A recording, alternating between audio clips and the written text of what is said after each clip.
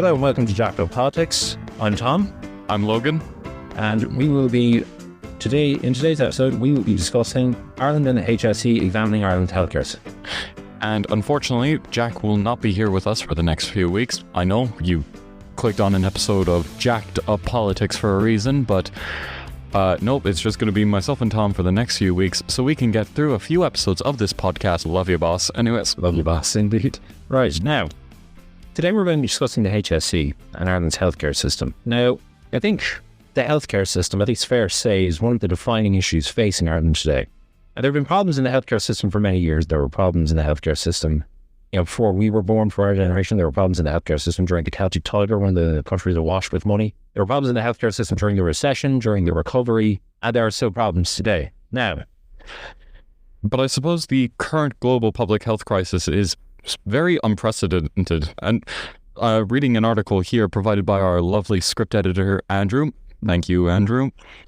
According to Social Justice Ireland, they write, and I quote, "Ireland remains the only Western European country without universal coverage for primary care," which I honestly find quite insane. Like, the only one. Yeah, it is certainly disappointing. But I think it very much speaks to something of a divide in Ireland today, right? And what I mean by that is Ireland's in a strange place at the moment in that we have a GDP that makes us one of the richest countries on earth. But then we have, stuff like being the only Western European country without functioning healthcare system for primary patients, And the HSE, if you look at the numbers, is actually one of the most well-funded healthcare systems in the world. The question is, where is the money going? Now, and when it comes to these problems, it doesn't help the fact that the pandemic over the past few years just really has exacerbated a lot of the issues. Yeah, that's true. That's a good point. Yeah. Oh, that's absolutely true. Yeah. Now, as my learned colleague was saying, COVID-19 has exacerbated many issues in society, not least when it comes to healthcare. Now, according to data from the National Treatment Purchase Fund, there were 178,064 people waiting for 18 months or more for outpatient treatment in March 2021. This equates to almost 3 in every 10 of the 628,756 people awaiting treatment that month. Which is just absolutely insane. And if anything, that just heightens more concern. Like, one of the most obvious concerns of the Irish healthcare system is due with access. Sorry. Absolutely. Our health system was ranked 22nd out of 35 countries in 2018. But on the issue of accessibility, Ireland, we're ranked the worst.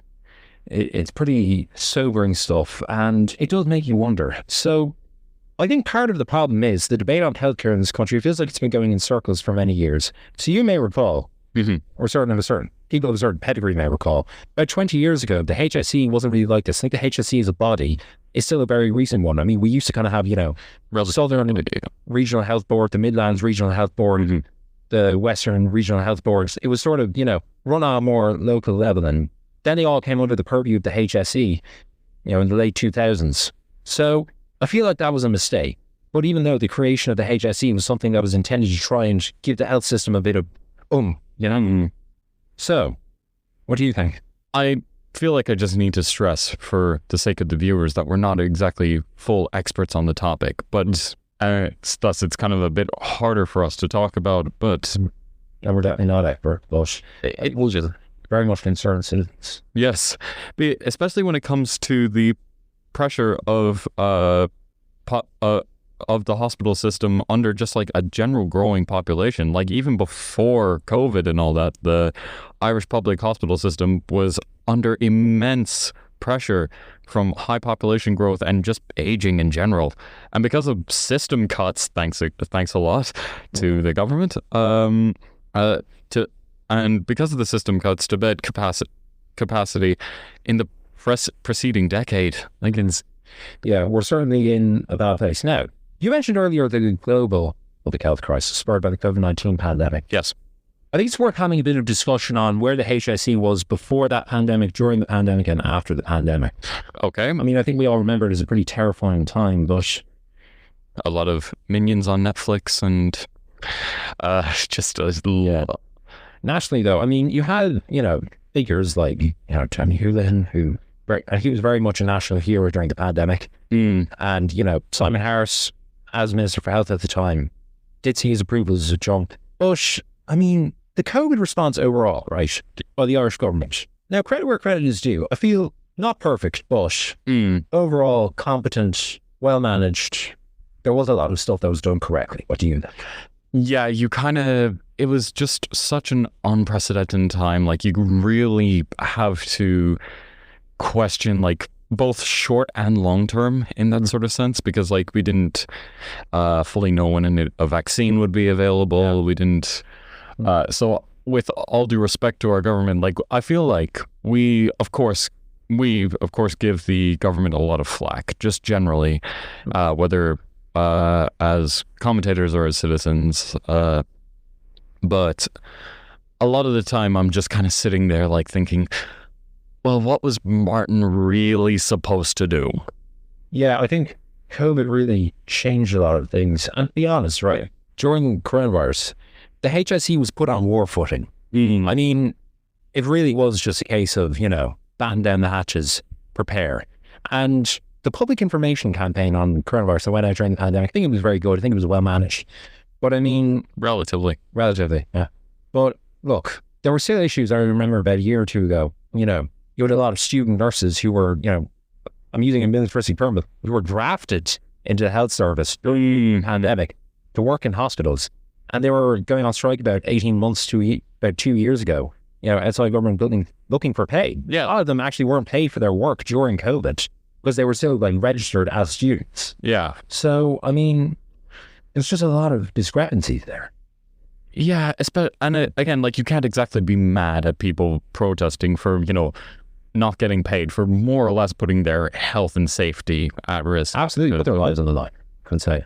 And though, like, we like to imagine in a sort of ideal world that, like, people do things out of the kindness of their own hearts to just help the fellow man, there's certainly an element to that, don't get me wrong, but it's a lot of people would like some form of compensation. Well, absolutely, they should get it. I mean, they were, more or less taken drafted, getting brought into HSE at a time of extreme public health crisis. They deserve it. But even going back to before, like, COVID even started, like, the HSE just generally had problems of overcrowded hospitals,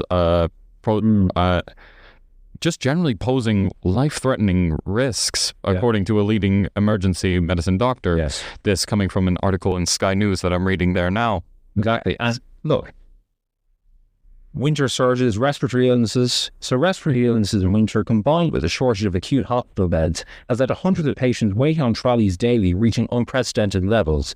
And Dublin Hospital's Dr. Padder Gilligan, he's highlighted the seriousness of the situation, emphasising the increased risk of preventable deaths in overcrowded emergency departments.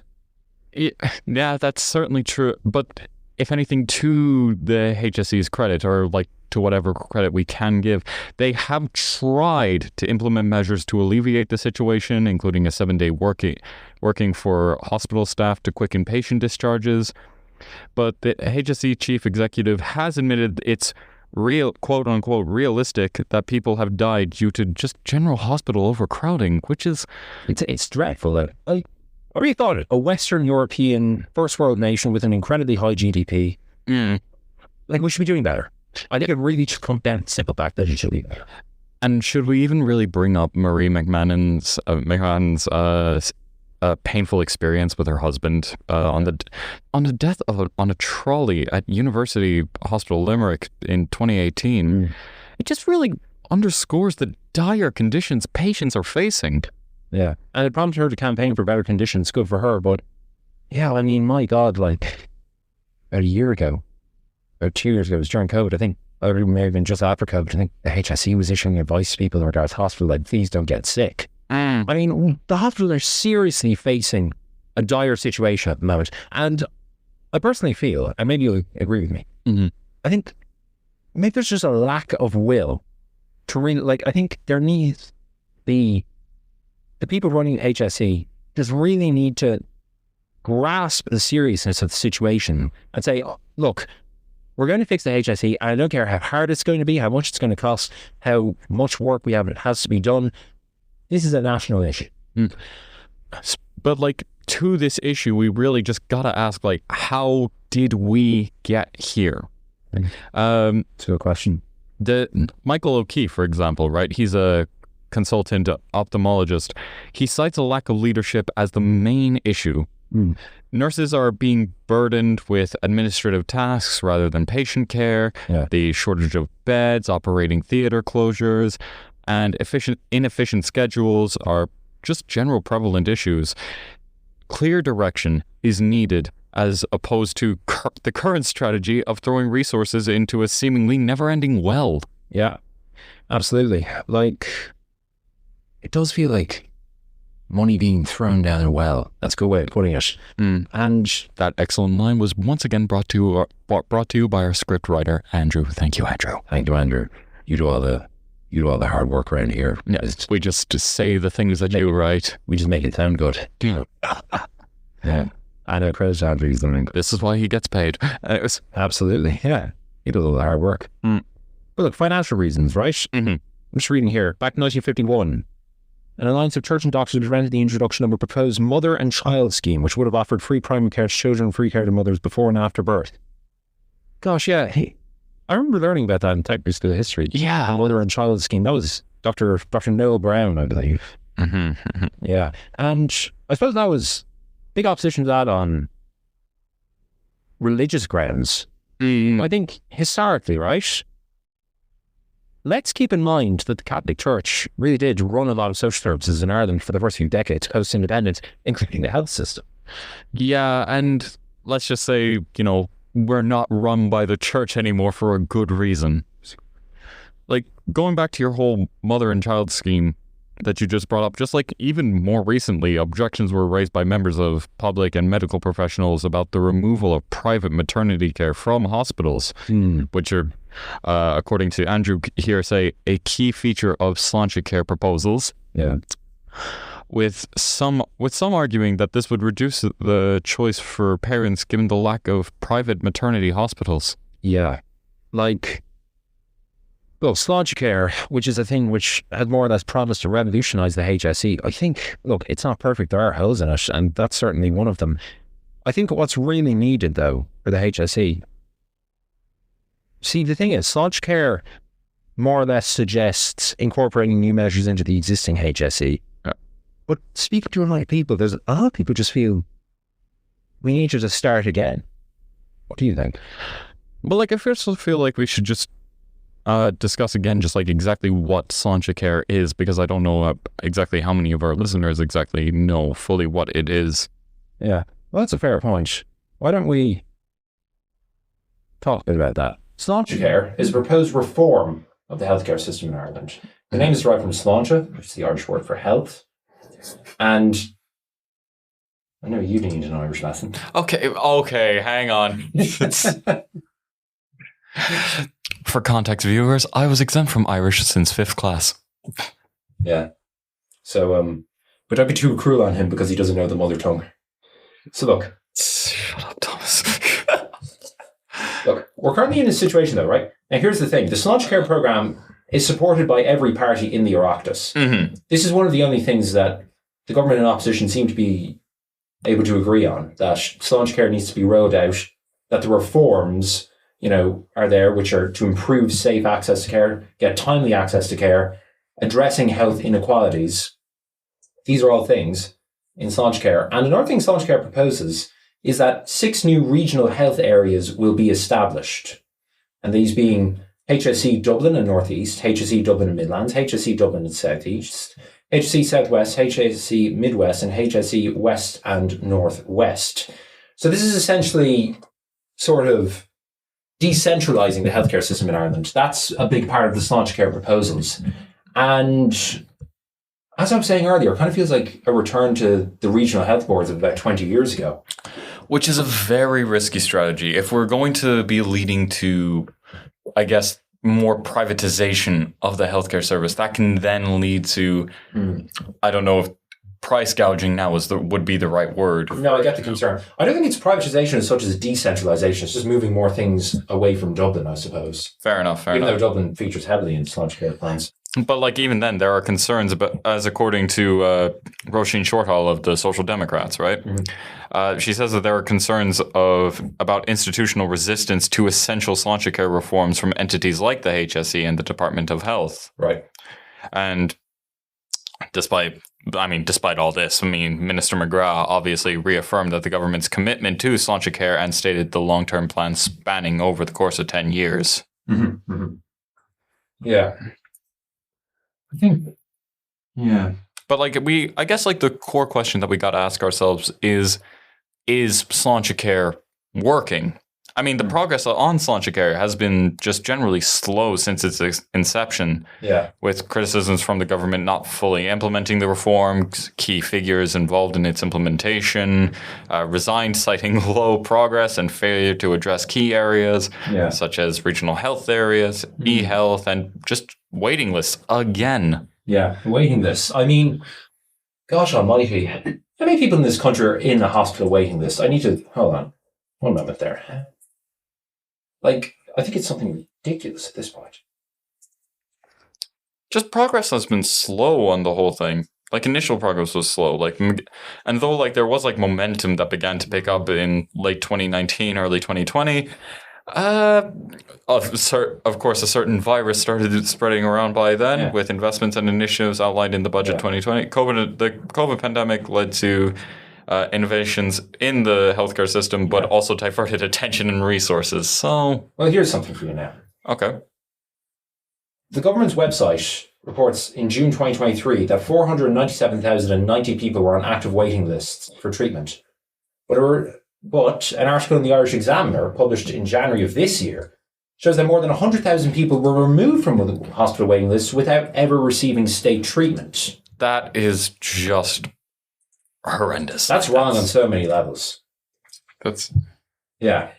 Now, as of the time of recording this episode, we did reach out to the Department of Health for comment, and the Minister has been unavailable for comment. Yes. But reaching out to key figures in relation to health, I suppose what we're trying to find there is just get a bit of clarity from people in the know. Yeah, like we just want answers. We just want the truth. We just want to know, look, why is the healthcare system not working? What are the main problems? How do you plan to address the main problems? Like, it's really not that complicated what we want to know. So, look. I mean, like the resignation of key figures such as Laura Mahy and Dr. Tom Keane, like just show, if anything, highlight the frustrations with the governance failures. The Sláinte Care Implementation Advisory Council was disbanded, for God's sake, and replaced with a new program. Yeah. Well, I'm just reading through our notes, and I want to bring up something. It was a big news story about 2 or 3 years ago. I think it was closer to about 3 years ago. Okay, go on. You recall the cyber attack in the HSE? Oh, yes. Yes, I think it might be worth talking about this. Now, I remember at the time they were saying it might have been the Russians. Yeah. Keep in mind that this was pre-war in Ukraine, so, I mean, the Russians, they weren't total war criminals, but we were always very suspicious of the Russians. Jesus Christ. Always have been, always will be. No, it's like, I feel like that's, hang on, sorry, no, go off topic. Continue. Yeah. But look, an independent report commissioned by the Health Service Executive on a cyber attack in May of 2021 found that the consequences could have been worse than they were. Now, ransomware locked staff out of computer systems and severely disrupted the healthcare system, impacting more than 80% of the HSE IT infrastructure. I'm like, for those who don't know the story, the attack began when a HSE employee opened a compromised spreadsheet. Possible line of questioning being, quote, how are the IT skills / critical thinking skills of HSE employees when dealing with computers? Yeah. The attack could have been even more catastrophic if data had been destroyed or if COVID-19 vaccination systems or specific medical devices had been hit. Systems were found to be vulnerable to future attacks with missed opportunities to spot warning signs and take preventative measures. So, gosh almighty. So suffice it to say, there's like a chance of it happening again. But look, the ransomware was unleashed on May 14th and 2021, leading to the shutdown of all computer systems and forcing healthcare workers to resort to pen and paper. And keep in mind, this was a time when we were trying to get the vaccines rolled out. We knew they were there. I think they were being rolled out to older people and people more at risk from diseases as well. at the time. I mean, Jesus, talk about bad timing. Yeah, better start writing like Shakespeare. Exactly. Now, thousands of people, healthcare was disrupted with lab test data needing to be handwritten and manually entered, which for this day and age is just utterly insane. I know. I mean, it kind of feels like going back to the dark ages, doesn't it? Yeah. Victorian era health system. Combine that now with the fact that also medical files were stolen, with hackers threatening to threatening to release data, prompting the mobilization of internal and external response teams, actual response teams. I think Interpol got involved as well. Did they? Memory serves me correctly. I think they did. I think they assisted Gardaí in a certain capacity. Now, one would assume that since then, the firewalls and cybersecurity of the HSE have been upgraded to prevent an attack like this, but you never know with the HSE. Now, you'd think it would be common sense to try and buff up the firewall, but, I mean, have actions been taken to prevent a future attack? I mean, it took until late September for all computer services to be back online. And the attack was in May. Yeah, but again, that's just pretty depressing, really. Yeah,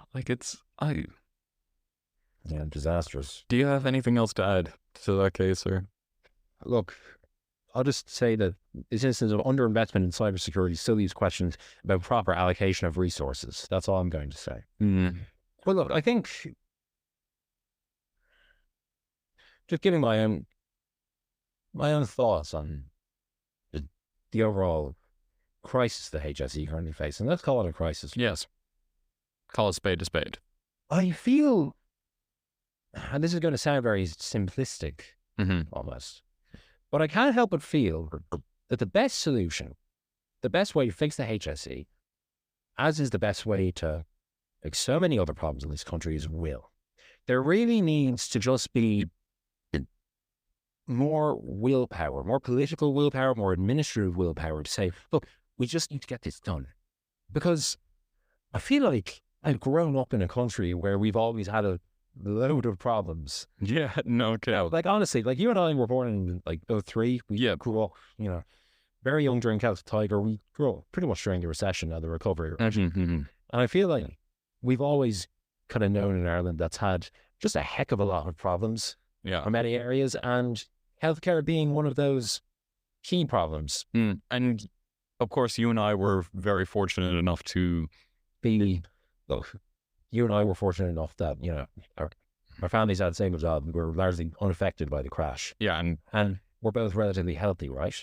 But I mean, we're not going into hospital every other week for treatment for anything. But you really have to think about how this whole situation also combines with just the general housing crisis in the country as well. And I know this is not an episode on the housing crisis now, but combine those with who are struggling to even make ends meet. I get why you bring up the housing crisis, because to be honest, to me anyway, I feel like housing and health are probably the two biggest social issues the country faces, right? Yes. And there's a lot of other problems the country faces as well. But in terms of social problems and in terms of issues in regards to public services, right? It feels like housing and health are almost intertwined in terms of,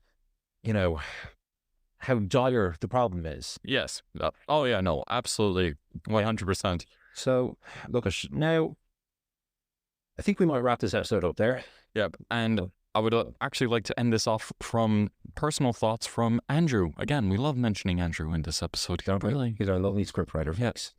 He has it written down here of his own thoughts. So I'm going to imagine he hasn't said anything controversial, but if he has, know that these are his words, not mine. My own thoughts, quote, while this attack, of course referring to the cyber attack, hasn't been mentioned for quite some time, it does come back up in conversation every now and again, and especially with the recent pandemic and every other woman and child receiving more and more scam calls and texts than ever before. Yeah, it's absolutely true. We're also living in a time where we get dodgy texting, phone calls. I got one just 2 days ago. Yeah, AID. Your AID account has been deactivated. Please go with this number to reactivate it. I'm not even with AID. Stuff like that. My one just said hi. Yeah, I mean, you'll just get all of them, and oh, Her name was Elena from Malaysia. of course.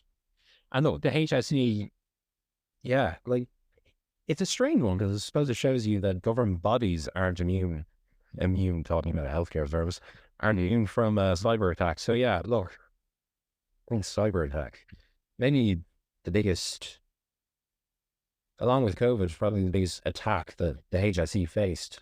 And honestly, things don't really even look to be getting that better. No, it's a pretty depressing situation, I must say. And on that note, gonna leave you on a real downer there, folks. It is a downer about the health service in this country, folks. Yeah, we're gonna leave you off there. This has been another episode of Jacked Up Politics. Did you like the episode? Let us know. Rate us on Spotify or wherever you get your good podcast from. Good one, everyone. See you later. Okay, bye-bye.